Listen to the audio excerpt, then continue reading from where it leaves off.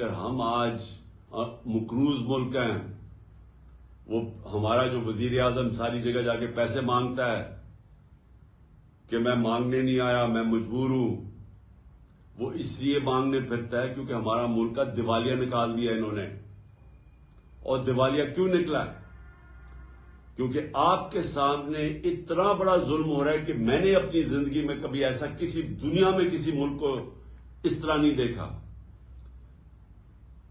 30 سال سے جو لوگ حکومت میں بیٹھے ہوئے تھے، جنہوں نے چوری کی، کیسز بنے، پہلے جنرل مشرف نے ان کو NRO دیا، سارے ان کے کرپشن کے کیسز معاف کر دیے اپنی کرسی بچانے کے لیے۔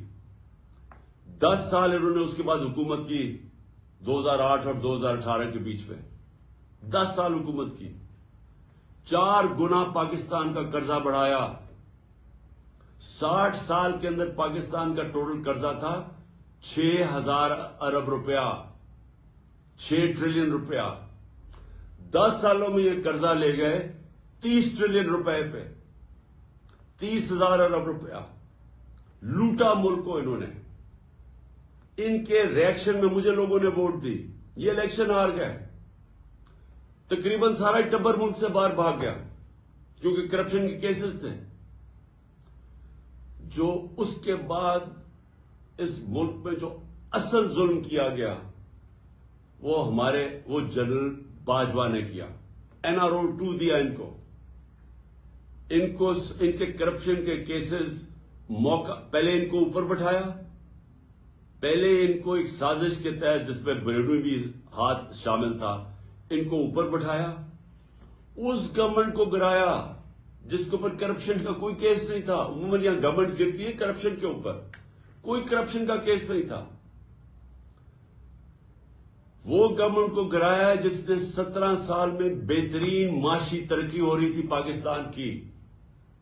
اکنامک سروے آف پاکستان کے اندر 5.7 اور 6%، تیسرے اور چوتھے سال 6% پاکستان کی اکانومی گرو کر رہی تھی۔ ہماری فصلیں، 4 کسان، کبھی کسانوں کے پاس اتنا پیسہ نہیں آیا جو ہمارے دور میں آیا پچھلے 2 سالوں میں۔ اور انڈسٹریل گروتھ پاکستان کی 50 سال کے بعد انڈسٹری ہماری گرو کر رہی تھی۔ سارے برے صغیر میں سب سے زیادہ روزگار پاکستان میں تھا۔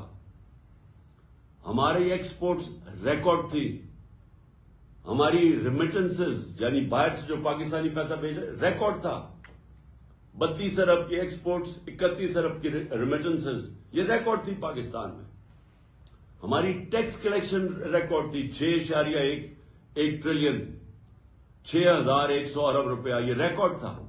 اس وقت گورنمنٹ گرائی، اور گورنمنٹ کس کے گرائی؟ چوروں کو اوپر بٹھا دیا لا کے۔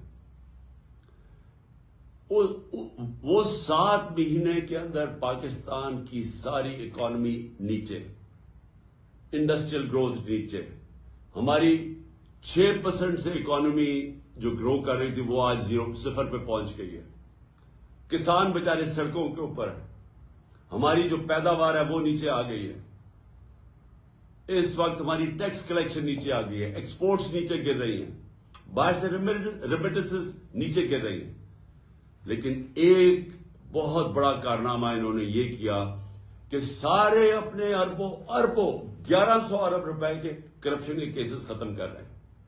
ایک کے کرپشن اب کیس ختم ہو رہے ہیں، سارے NRO کی گنگا کے اندر دھل کے سب پاک ہو رہے ہیں۔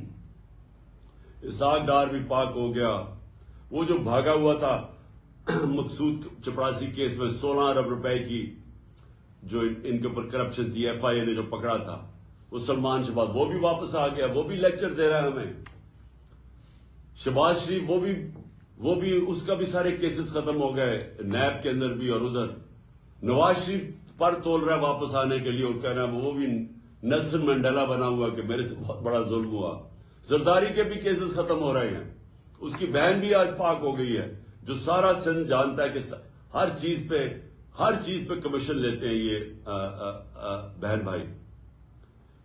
یہ میں آخر میں آپ کو کہنا چاہتا ہوں، یہ اگر اس طرح کا ظلم ہے کہ بیچارہ غریب آدمی جیلوں میں چھوٹا چور جیلوں میں گھسا ہوا ہے، عام آدمی چھوٹی چھوٹی چوروں میں جیلوں میں پڑے ہوئے ہیں. وہ ایک کمانے والا جاتا ہے پیچھے گھر والوں کے پاس رہتا کچھ نہیں ہے. وہ لوگ جیلوں کے اندر ہیں. اور جو اس ملک کے بڑے بڑے ڈاکو جیسے ان کو پکڑنے لگتے ہیں ملک سے باہر بھاگ جاتے ہیں. اور اس کے بعد ڈیل کر کے، پہلے مشرف سے ڈیل کیا، باجوہ سے ڈیل کر کے واپس آ گئے. اب یہ پھر سارے ان کے کیسز ختم ہوں گے اور یہ پھر لوٹیں گے اس ملک کو.